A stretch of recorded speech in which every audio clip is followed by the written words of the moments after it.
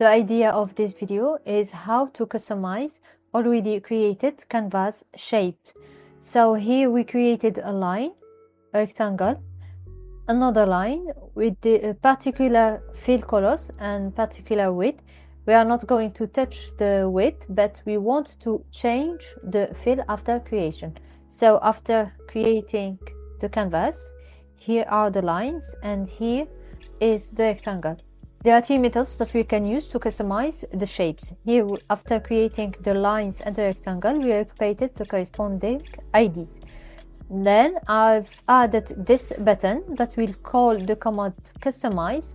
What does customize do is it will use the ID for the first line and call with it the item config methods from the Canva widget.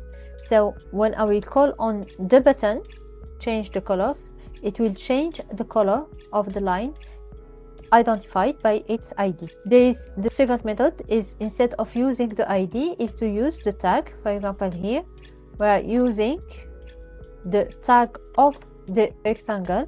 The tag is my rectangle, created or defined. When we created the rectangle here, I'm specifying tags, and in the same function, when I will call change the colors, it will change the color of the line and the color of the rectangle, here by using the ID and here by using the tag. The third method is to call the find all method from the canvas widget.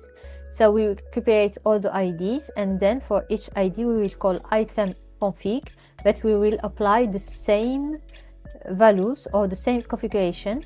Here for the fill, we are going to assign this color, and I added this second pattern that will call this function. So here I changed only the colors for the line and for the rectangle. Here I'm changing all the colors.